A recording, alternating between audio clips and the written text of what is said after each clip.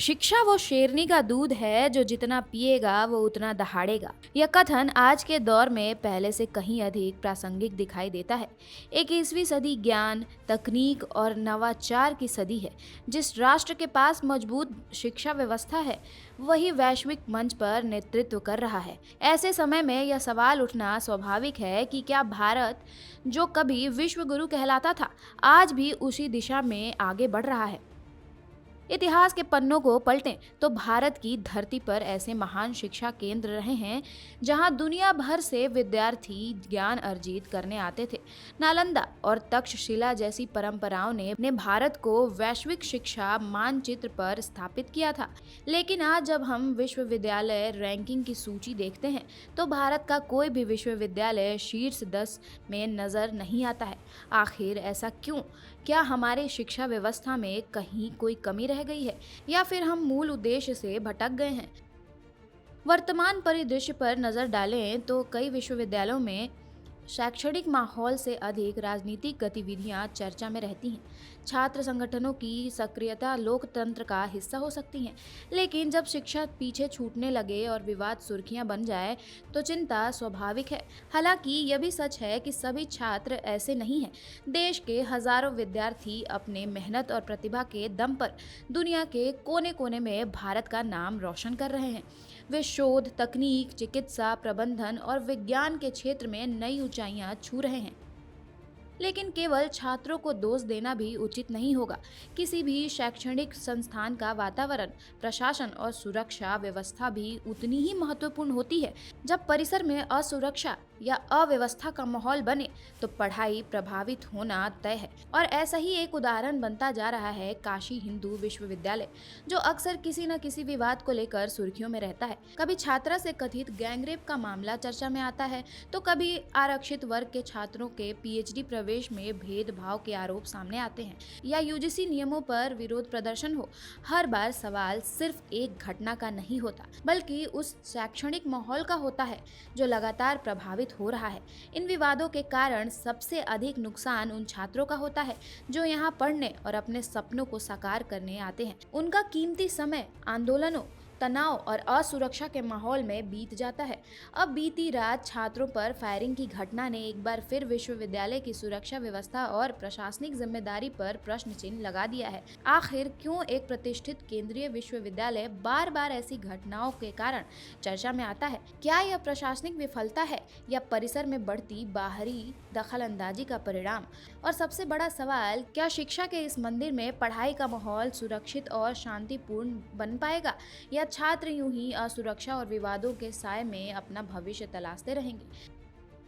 वाराणसी स्थित इस प्रतिष्ठित विश्वविद्यालय में हाल ही में एक छात्र पर हॉस्टल के बाहर अज्ञात हमलावरों द्वारा फायरिंग की घटना सामने आई।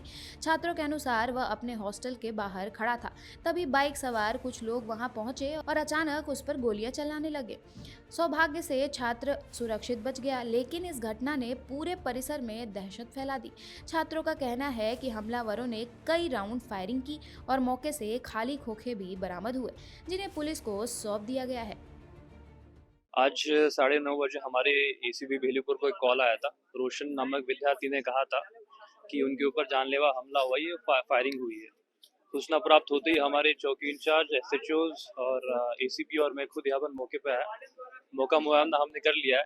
हमें विद्यार्थियों द्वारा तहरीर प्राप्त हो गई है। इसके ऊपर सुसंगत धाराओं में मुकदमा पंजीकृत करके आगे कार्रवाई की जाए। शाम को तकरीबन 9 बजे के आसपास में हम लोग खड़े थे, हम और मेरे दो सहपाठी यहाँ बिरला अपने हॉस्टल गेट पे खड़े थे, बातचीत आपस में ही कर रहे थे। तो 3 बाइक सवार आए, पहले आगे गए, जिनका नाम पीयूष तिवारी है और ऋषभ राय है और उसका भाई तपस। ये आए गाड़ी, यहीं के छात्र हैं। उसमें पीयूष तिवारी और ऋषभ यहाँ के छात्र हैं, तपस नहीं है। ये आए पहले, गाड़ी, इनकी मंशा ठीक नहीं थी, गाड़ी वहाँ अंधेरे में लगाए, फिर गाड़ी स्टार्ट किए आगे गए, फिर मोड़ के आए। तब तक हम लोग आपस में बात ही कर रहे हैं, एकदम पास आके सामने से फायरिंग खोल दिए।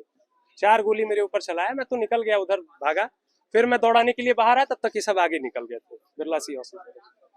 इस पूरे घटना की जानकारी कि ऐसा कुछ होने वाला है विश्वविद्यालय प्रशासन को 1 महीने पहले से ही मेरे द्वारा दी जा रही थी। मैं अपने वार्डन सत्यप्रकाश सिंह हिंदी विभाग से हैं, हमारे वार्डन हैं, उनको भी ये जानकारी मैंने दी थी कि सर आप प्रोक्टोरियल बोर्ड के मेंबर हैं, आप इंटीमेट कर दीजिए बोर्ड को कि ऐसे ऐसे लोग हैं, मुझे पूरी सूचना है और ये ऐसा घटना करने के फिराक में है, आप जानकारी दे दीजिए, वो ज़्यादा बेहतर होगा, जो संभव कार्यवाही हो पाए आप करवाइए उसको। उनको दी गई, बाकायदे गाड़ी वाड़ी का नंबर भी बताया गया, उनको सब कुछ जानकारी दी गई, वो इंटीमेट भी किए बोर्ड में, जो कि वो अभी भी कह रहे हैं कि हाँ मेरे द्वारा हायर अथॉरिटीज में बात पहुंचाई दी गई थी। बावजूद उसके विश्वविद्यालय प्रशासन द्वारा कोई कार्यवाही उसके ऊपर नहीं हुई, कुछ भी नहीं हुआ।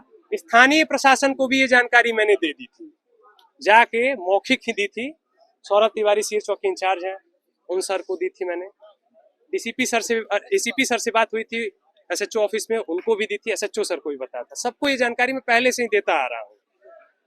कोई कार्यवाही उस पर नहीं हुई थी, आज ये घटना हो गई। कोई रंजिश नहीं थी, ये हमारे एक सीनियर थे, उनसे उनका विवाद था और उसी में ये आपराधिक प्रवृत्ति के लोग ही हैं, तो बाहर से आते हैं, वो धमकी देते रहते हैं कि शूटर बुलवाएंगे, मरवा देंगे और ये करा देंगे, वो करा देंगे। मांग सिर्फ इतनी है कि इसकी जानकारी चीफ साहब को थी, चीफ प्रॉक्टर सर को थी, बावजूद उसके उनके द्वारा एक पैसे की कार्यवाही नहीं हुई है। पूरे मामले की जिम्मेदारी लेते हुए उनको तुरंत तत्काल प्रभाव से इस्तीफा देना चाहिए, वो पद के योग्य नहीं। पूरा घटनाक्रम ये है कि हम और हमारा मित्र रोशन मिश्रा शाम को 9:10 पे यहीं पे बाहर गेट के टहल रहे थे, क्योंकि हमारा हॉस्टल नॉर्मल सी बात है, हम लोग टहलते हैं। पीयूष तिवारी उसके साथ ऋषभ और तपस ब्लैक अपाची से आए, सब उड़ते हुए गए और 20 मीटर की दूरी पे चौराहा पार करके हम लोग देखकर घूर रहे थे।